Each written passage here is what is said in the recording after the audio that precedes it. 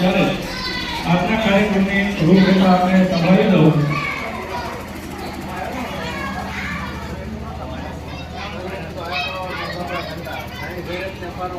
આપણે શોભાયાત્રા શરૂ થશે અને 11 વાગે અન્નકૂટ છે. બપોરે 12:30 કલાકે મહાઆરતી છે. અને અત્યારે આપણે અહીંયા બધા એકત્રિત થયા છીએ ત્યારે જે પરિવારે આવું સુંદર મજાનું મોટું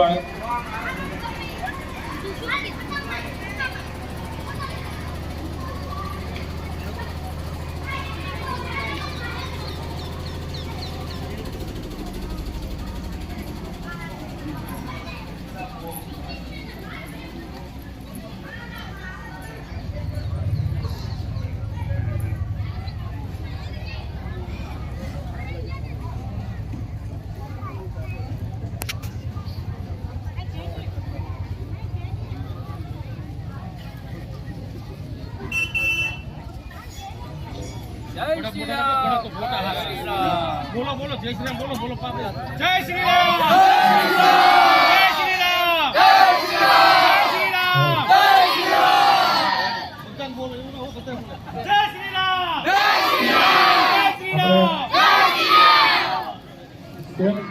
ભગવાનનો એવો નારો લગાવવાનો છે કે અયોધ્યા સુધી સંભળાવવું જોઈએ કે જાળિયા ગામની અંદર અયોધ્યામાં પ્રાણ પ્રતિષ્ઠા મહોત્સવ ઉજવાઈ રહ્યો છે. તો એના અનુસંધાનમાં બધાએ અહીંયા રામજી મંદિર આપણે બધા ભેગા થયા છીએ. હાથ ઊંચા કરીને હું અહીંયાથી બોલાવું જય શ્રી રામ હું બોલું એટલે પાછળથી તમારે જય શ્રી રામનો નારો લગાવો.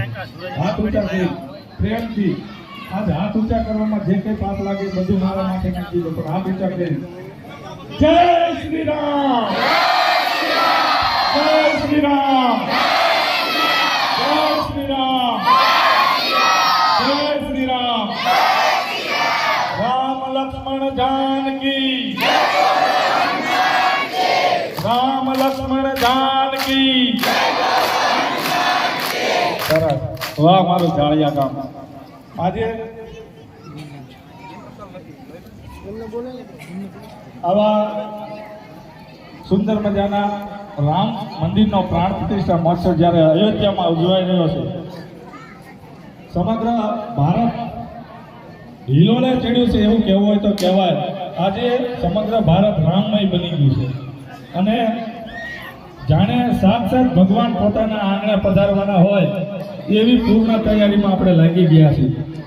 અને આજનો આ દિવસ ઐતિહાસિક દિવસ ગણાશે અને આ દિવસની અંદર જેને જેને આપણે બધાએ ભાગ લીધો છે, આ રામ મંદિરના સાક્ષી બન્યા છીએ, આપણે તો બધા સૌભાગ્યશાળી આત્મા કહેવાય. કારણ કે વર્ષોની તપસ્યા ફળી અને ભગવાન રામચંદ્ર ભગવાન આજે અયોધ્યામાં બિરાજમાન થવાના છે. ત્યારે હવે પૂજ્ય રાજેન્દ્ર બાપુ સ્ટેજ ઉપર પધાર્યા છે.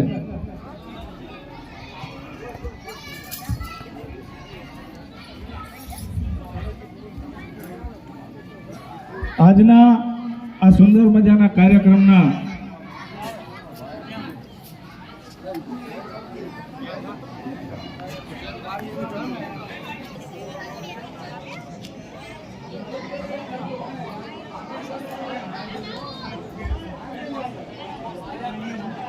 ધરમસિંહ ભાઈને વિનંતી કે અહીંયા સ્ટેજ ઉપર આવો.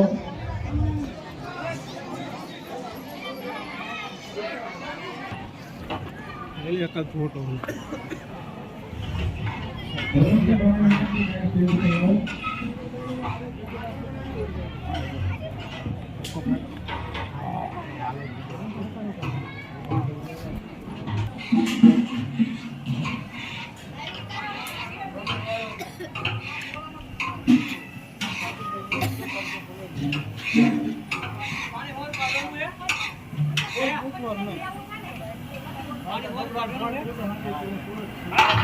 जय श्री राम.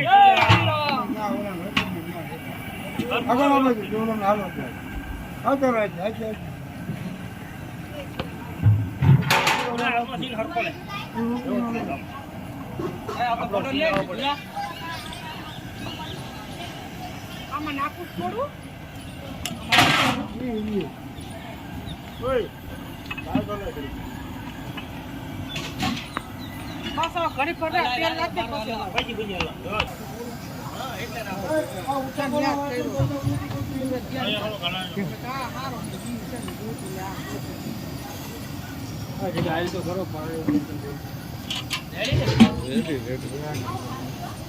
બધાનો ક્લીન આઉટ આમાં તેલ નાખવું છે નો કાર્યક્રમ પૂર્ણ થાય પછી આગળ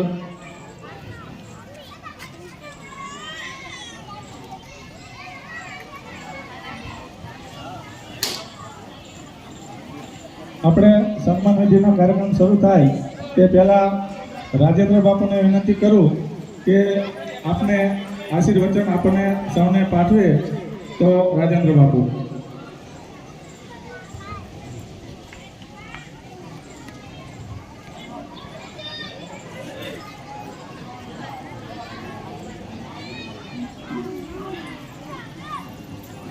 बोलो श्री रामचंद्र भगवान की, कृष्ण कन्हैया लाल की, हनुमान जी महाराज की.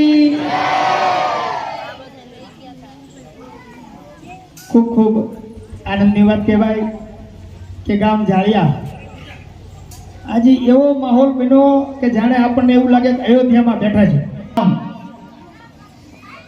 ત્રેતા યુગમાં થયા અને આટલા હજારો લાખો વર્ષ છતાંય આપણે આજે એને યાદ કરીએ છીએ, એના નામની ધૂન કરીએ છીએ.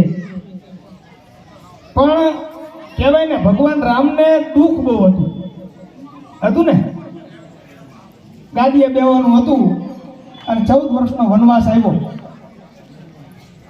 એ વનવાસ ભોગવો અને વળી પાછા આવ્યા તો પાછું જાનકીમાં ને દુઃખ, એમ દુઃખની વણઝાર ચાલુ જ રહી. હવે એ દુઃખ ક્યાં સુધી? હજી અત્યાર સુધી હતું. બોલો, હતું ને? કેમ કે પોતાના ગામમાં જ પોતાનું ઘર નહોતું. અને આજ ખૂબ આનંદની લાગણી કે ભગવાન પોતાના ગામમાં, નિજ ધામમાં આજે ખૂબ ભવ્ય દિવાલે બનવા જઈ રહ્યું છે. પણ આજે જાળિયા ગામના પણ ધન ભાગ કહેવાય કે આજે સરસ રૂડો ઉત્સવ સ્વજિત્ર પરિવારે એમાં સોનામાં સુગંધ ફેરવી લીધી. હા, નકરું સોનું હોય ને એ પાછું બહુ સારું લાગે, તે નોય લાગે, પણ એમાં જો સોનામાં સુગંધ હોય તો એ રૂડું લાગે. ભગવાન રામ આજે ત્યાં એને સુખ આપે એવા રામ છે. અને એટલા માટે કીધું છે શ્રી રામચંદ્ર કૃપાલ ભજ મન હરણ ભય ભવદારુણમ. કોને કીધું? ભગવાને તુલસીદાસજીએ લખ્યું કે શ્રી રામચંદ્ર કૃપાલ ભજ મન. પોતાના મનને એમ કહે છે કે હે મન, તું રામને ભજ તો હરણ ભય ભવ દુઃખ દારુણમ. આ ભવરોગ છે. આપણા શરીરમાં તો અનેક રોગો થતા હોય, આદિ વ્યાધિ ઉપાધિ ચાલુ જ હોય, કેન્સર જેવા રોગ ને ફલાણા રોગ ને આ રોગ. પણ મોટોમાં મોટો રોગ કયો ખબર છે તમને? ભવરોગ. આ ભવરોગ એવો રોગ છે કે 84 લાખ યોનિમાં જન્મ લેવો પડે છે. અને ત્યારે એક એવો અવતાર આપણને મને મનુષ્ય પરમાત્મા બનાવે ત્યારે આપણે એ અવતારને ભૂલી જઈએ છીએ. પણ આજે ખરેખર સુચિત્રા પરિવારે આ માનવ દેહ મળ્યો છે અને ખરા અર્થમાં સાર્થક કર્યો છે. ખૂબ ખૂબ આનંદની વાત કહેવાય. એક બે કીર્તનની પંક્તિ લઈ અને પછી આપણે ફરી પાછા કાર્યક્રમના સન્માન વિધિ તરફ જઈશું. અહીંયા ખૂબ ખૂબ રામજી મંદિરના પૂજારી અમારા બાપુ લક્ષ્મણદાસ બાપુને, અમારા વિજય બાપુ, ખૂબ ખૂબ બધાય સાધુ સંતો ને ફરી ખૂબ ખૂબ આભાર. તાળી પાડો તો મારા રામની રે બીજી, તાળી નવ પાડજો. તમારે ગાવાનું છે હો.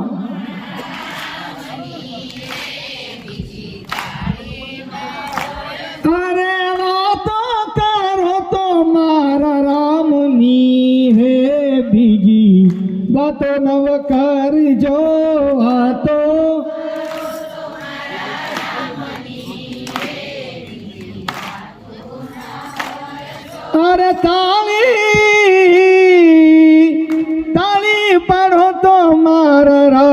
ની રે બીજી તાળી નવ પાડજો તાળી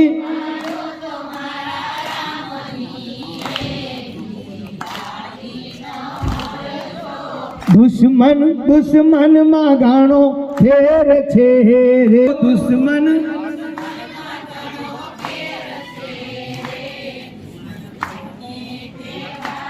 અરે દુશ્મન માં રાવણ ને રામ મળ્યા રે દુશ્મન એને કહેવાય જો દુશ્મન માં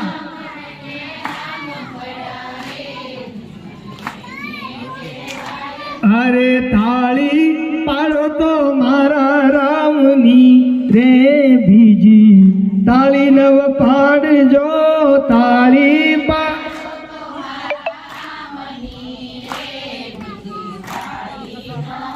ભાઈ ભાઈ બહુ આનંદની વાત પણ ભાઈઓ કઈ ગાતા નથી આનંદ નથી શું તમને હે કે બધું બહેનોને જ વાંચ્યું છે એક પંક્તિ ફેરથી ગૌરવ તાળી પાડો તો મારા રામની રે બીજી તાળી ન પાડજો ભાઈ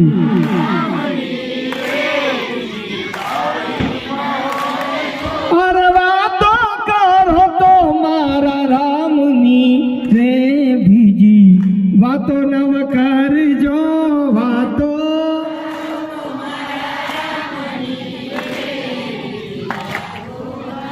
વાહ ખૂબ ખૂબ બધાનો આભાર તમને એમ થાય બાપુ ત્રણ કડિયું ભૂલી ગયા હું પણ ભૂલ્યો નથી બાળપણમાં ભગવાન મળે એ સાચી વાત યુવાનીમાં મળે ગામજનો વડીલો અને યુવાનો અને આટલું બધું સજાયું છે કે મંડળ અને બધા યુવાનો એમના બધાને અભિનંદન અને મારા નમસ્કાર.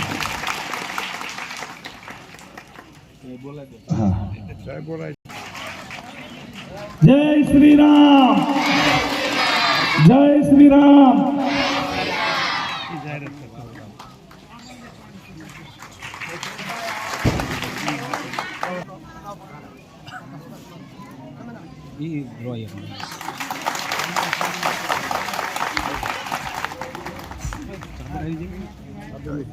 તાળીઓ પાડજો.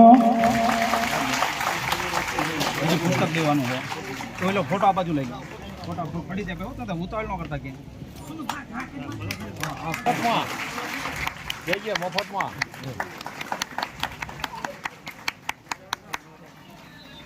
જય શ્રી રામ.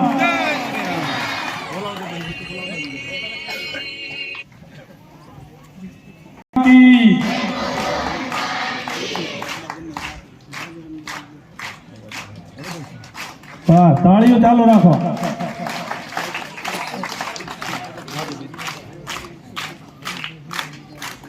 ત્યાર પછી રાજા રામદાસ બાપુને વિનંતી કે અહીંયા સ્ટેજ ઉપર આવી જાઓ.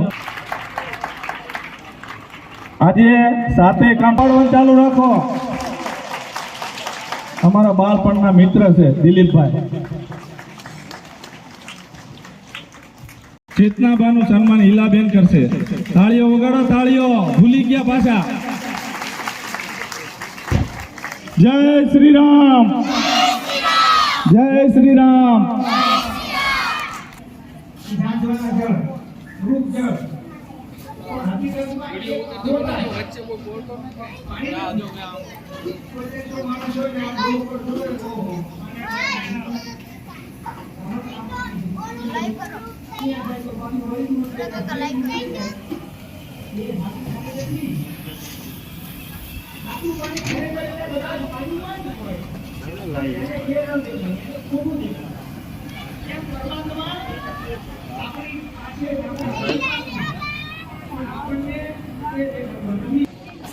એને આપણે ઘરેથી સવારે નીકળીએ ને તો ફૂલ ચાર્જિંગ કરીને નીકળી અને ઘરે પાછા હાજર પહોંચ્યું તો ડિસ્ચાર્જ થઈ જાય, મોબાઈલ બંધ થઈ જાય. એમ આ મોબાઈલનું એવું છે, સવારે પરમાત્માની ભક્તિથી ચાર્જિંગ કરવો જોઈએ અને ચાર્જિંગ ન કરું ને તો અધવચ્ચે રોડ ઉપર ક્યારે ડિસ્ચાર્જ થઈ જાય એનું કંઈ નક્કી નથી. હા એ કે હમણાં ફલાણા ભાઈને કઈ હતું નહીં કે હાલતા ચાલતા ખાધું પીધું મોજ કરી અને ફટાકડો ફૂટી ગયો. એનું કારણ પરમાત્માનું ભજન નથી કર્યું એટલે. ખરેખર સ્વતંત્ર પરિવારને ફરી ફરી એટલા માટે બિરદાવવાનું થાય કે પોતાના ભક્તને હજુ ભૂલ્યા નથી અને જેટલી ધન્યવાદ દેવો જોઈએ. આપણે એકાદી કીર્તનની એક બે પંક્તિ લઈએ.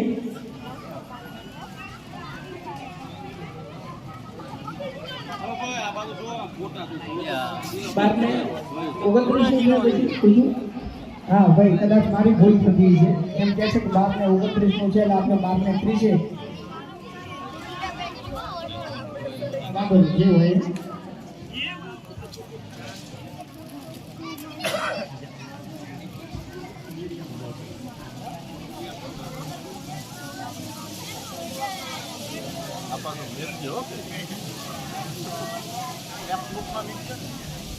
બધા જોઈ શકે.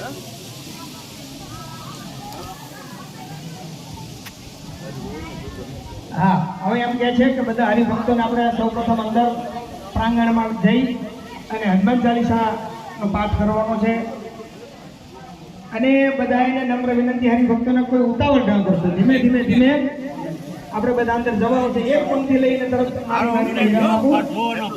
એ તાળી પાડીને રામ નામ બોલજો રે.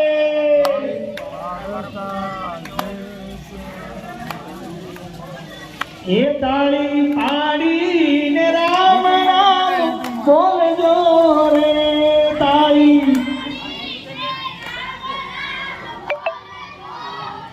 એ તમે અંતરનો પડદો ખોલજો રે. તાળી પાડીને રામ નામ બોલજો રે. તાળી પડદા